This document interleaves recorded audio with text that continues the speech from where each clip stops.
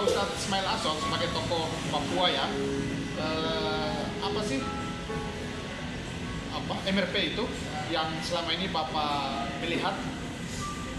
Ya, Assalamualaikum warahmatullahi wabarakatuh. Wa bihi nasta'in ala umuri dunya wad din wa ala alihi wa sahbihi ajma'in. Qala Allah Ta'ala fil Qur'anil Karim, a'udzu billahi minasy syaithanir rajim. Bismillahirrahmanirrahim.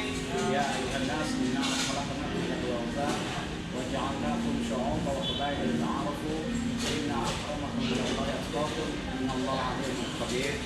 Qala Rasulullah sallallahu alaihi wasallam, inna Allah la yanzuru ila suwarikum wa la yanzuru ila ajsamikum walakin yanzuru ila qulubikum wa a'malikum. Bismillahirrahmanirrahim. Terima kasih, saya Ustaz Ismail Aso, Muslim Papua, terkait dengan kisru tidak dilantiknya Ketua Majelis Ulama Indonesia Provinsi Papua, Kiai Haji Saiful Islam Al-Payage. Ini yang perlu saya soroti bahwa lahirnya Undang-Undang Otonomi Khusus adalah konsekuensi logis keinginan rakyat Papua keluar dari Negara Kesatuan Republik Indonesia pada tahun 1999 pasca Kongres Papua yang kedua.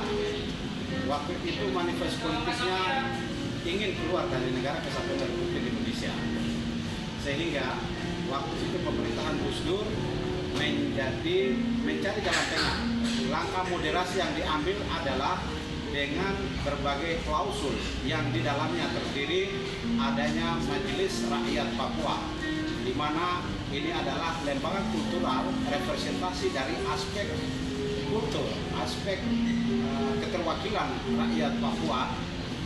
Kita sama-sama tahu bahwa Papua hari ini sebagai dapurnya tidak hanya Indonesia tapi dapur dunia, di mana PT Freeport memberikan kontribusi terbesar dengan ongkosnya, dengan komaknya mereka hari ini menjadi negara superpower. Itu mereka mencuri, mereka merampok kekayaan yang ada di Indonesia, khususnya di tanah Papua. Ini yang nomor satu. Sehingga keinginan rakyat Papua untuk keluar dari Negara Kesatuan Republik Indonesia adalah konsekuensi logis karena ketidakadilan pembangunan yang selama 32 tahun Presiden Soeharto justru melakukan kebohongan publik. Freeport hanya disebut lembaga, padahal isinya itu ada 7 kandungan yang kemudian itu dengan tanah-tanahnya sekaligus dicuri, dibawa pergi ke Amerika dan mereka olah di sana.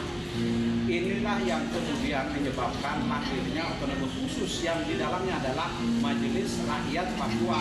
Kemudian saya melihat landasan filosofi pembuatan dan aturan undang-undang representasi keterwakilan unsur perempuan, unsur agama, dan unsur perempuan di dalam Majelis Rakyat Papua ini kurang jeli. Kalau mau konsisten bahwa unsur keterwakilan pemuda, perempuan dan adat itu mungkin juga agak rasional, masuk akal. Tetapi agama ini unsur baru di Papua. Agama hadir di Papua itu Islam sekitar abad 15, abad 16 ya. Itu para antropolog ahli seperti para ahli sejarah memperkirakan bahwa Islam hadir setelah begitu di Maluku masuk melalui perdagangan, tidak lama kemudian sampai di Papua di bagian Teluk, terutama Bintuni, Pakpak, Raja Ampat, Kokoda, Sorong, Kaimana, itu masyarakat yang populasi keislaman mereka itu sudah 200 tahun sudah memeluk agama Islam. Barulah kemudian Oto dan Geisler ini diantar oleh para ulama, para ustaz, para mubalik dari Kesultanan Tidore ke Pulau Mensina yang itu pada tanggal 5 Februari tahun 1855.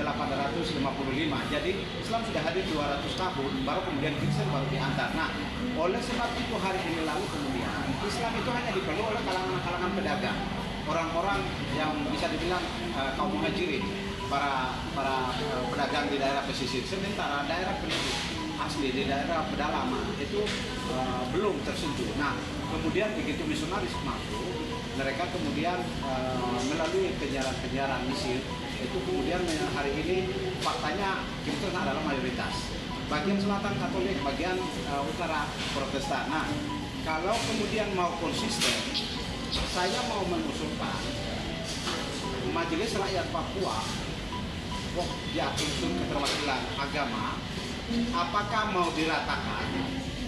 Artinya, bagaimanapun minoritas Islam, tetapi orang asli Papua okelah minoritas, tetapi hari ini fakta bahwa agama punya diktum. Agama memiliki nilai kebenaran bersifat universal, tak dibatasi oleh sekat-sekat primordialisme, suku, bahasa, golongan, jenis kelamin, dan batas-batas geografis, batas-batas primordialisme. Oleh sebab itu, keterwakilan agama ini harus dibagi rata.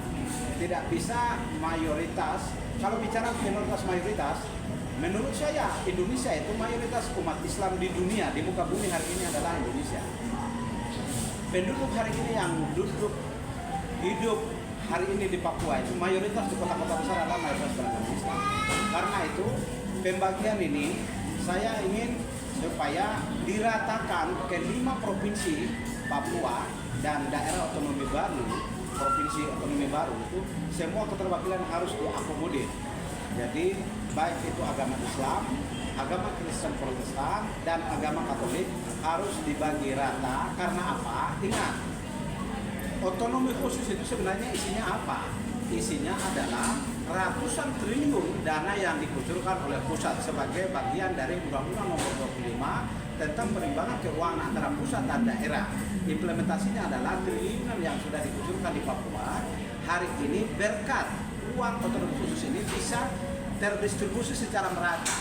Tidak boleh terkonsentrasi oleh hanya 1-2 oknum yang kemudian itu menikmati hasil otonomi khusus itu. Karena apa? Konsekuensi